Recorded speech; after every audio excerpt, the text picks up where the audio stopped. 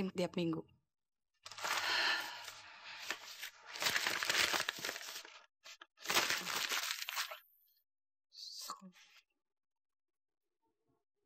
Besok saya sudah mulai kerja di kliniknya Dokter Eko, Bu.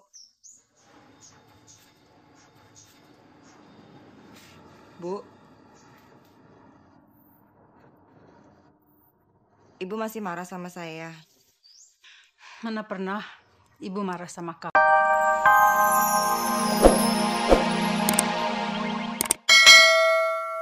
Kamu terlalu pintar. Sayang kalau kamu sia-siakan semua itu. Dokter pikir saya begitu. Ya tentu saja, Dok. Kamu memiliki ambisi. Nih, kamu jangan pergi ya. Gue bisa jelasin kok sama dia bahwa antara gue dan Mbak Niken itu nggak ada apa-apanya. Gak. Yang namanya orang cemburu, dia nggak bakal mau ngedengerin apapun. Dan yang lebih gawat lagi, dia suka berantem. Bisa-bisa lu jadi korban. Buat apa lu ngorbanin diri lu sia-sia? Takut? Enggak. Bukan gue yang takutin. Gue laki-laki. Gue takut kalau sampai suaminya Mbak Niken itu ngelampiasin marahnya sama dia. Itu yang gue takutin. Gak. Gue tuh mikirin lu. Lu malah mikirin orang lain. San, seumur hidup gue udah sering banget denger suami mukulin istrinya. Dan gue gak cuma denger, gue ngeliat dengan mata kepala gue sendiri. Karena itu, San, gue mau nolongin Mbak Niken. Selain dia hamil, dia gak punya suami. Jadi cuma karena itu? Bukan karena dia cantik? Atau lu tertarik sama dia? Harus gue akuin, dia emang cantik. Walaupun dia hamil, dia masih kelihatan cantik. Tapi bukan itu yang gue suka dari dia. Gue suka semangatnya. Dan gue gak bisa jelasin kenapa. Semua terserah lo. Kalau lu siap nanggung resikonya, gue cuma coba ngingetin. Gue peduli sama lo, Gak. Thank you banget buat informasi yang udah lo kasih sama gue. Tapi asal lo tahu, hal itu gak bakalan ngalangin gue buat nolongin Mbak Niken. Ibu, Bu, tagihannya. 5 juta? Ya, Bu, itu tagihan yang harus Ibu bayar minggu ini. Tagihan berikutnya kami akan kirim tiap minggu.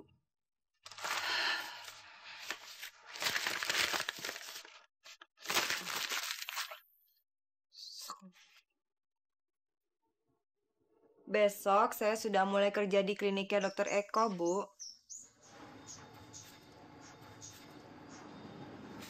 Bu.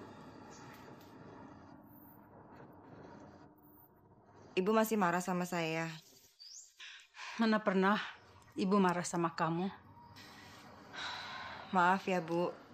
Semalam Niken bicara agak keras sama Ibu. Ibu cuma ingin kamu bahagia, Niken. Tidak gagal lagi. Tidak salah pilih. Percayalah, Bu. Saya tidak akan mengulangi kesalahan yang sama. Saya juga tidak mau ketipu 2 kali oleh laki-laki, Bu. Sebetulnya, apa sih masalahmu dengan Aldi? Saya juga nggak tahu, Bu. Kalau dulu kamu nikah sama Bambang, pasti semua ini tidak terjadi, Niken. Yang sudah, biarkanlah berlalu, Bu. Biar Ibu yang buka.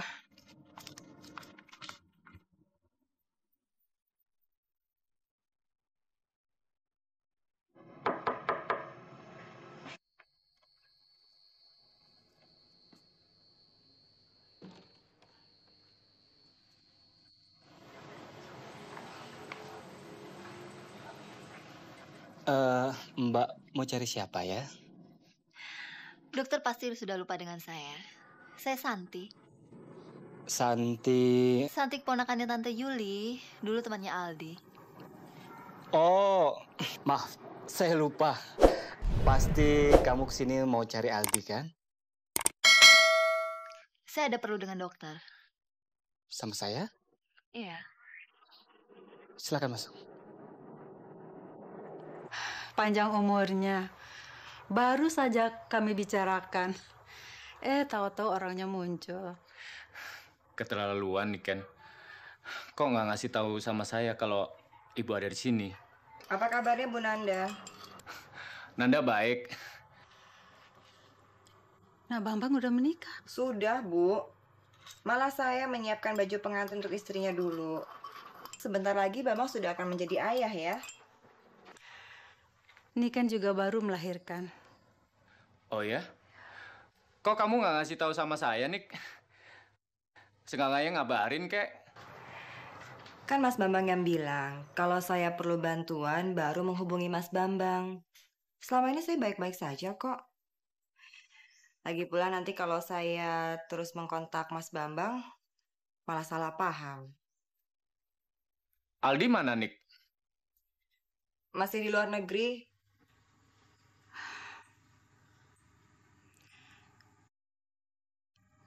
Ibu ke kamar dulu ya. Soal perselingkuhan istrinya. Maksudnya? Dokter belum tahu.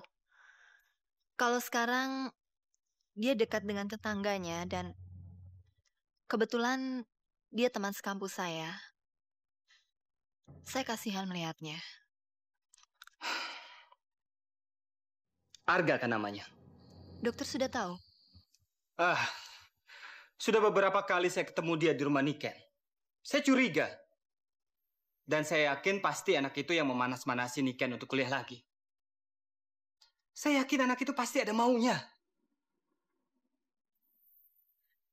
Kenapa sih semua orang menuduh yang bukan-bukan sama Arga? Saya nggak menuduh. Saya hanya mencoba untuk berpikir secara logis, Niken. Logis? Logis dari mana? Mahasiswa muda ganteng suka sama saya. Kamu jangan meremehkan dan merendahkan diri sendiri dong, Niken. Kamu masih cantik. Masih menarik.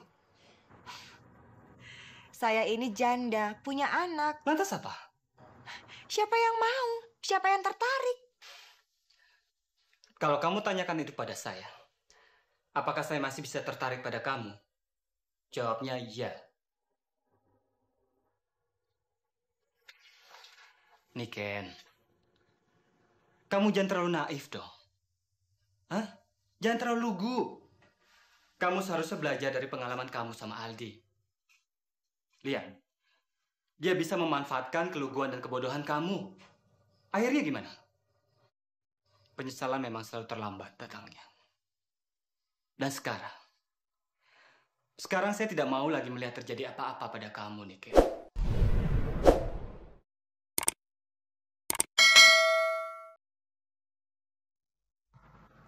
Sudahlah, hidup ini kan buat dinikmati. Kalau suamimu sakit, ya nikmati saja dengan yang lain. Ya enggak?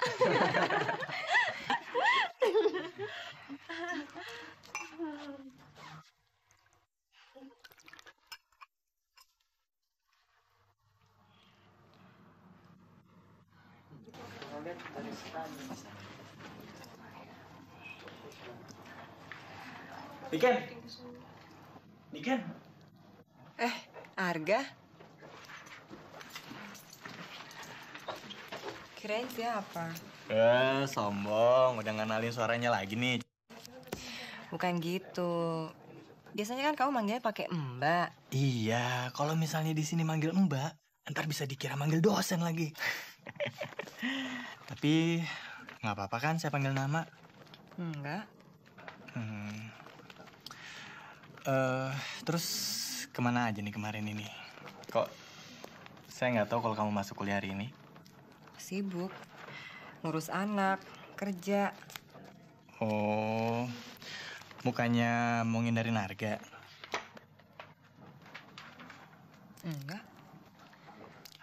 Atau mungkin suaminya udah pulang barangkali? Belum. Benar. Ya udah deh kalau gitu.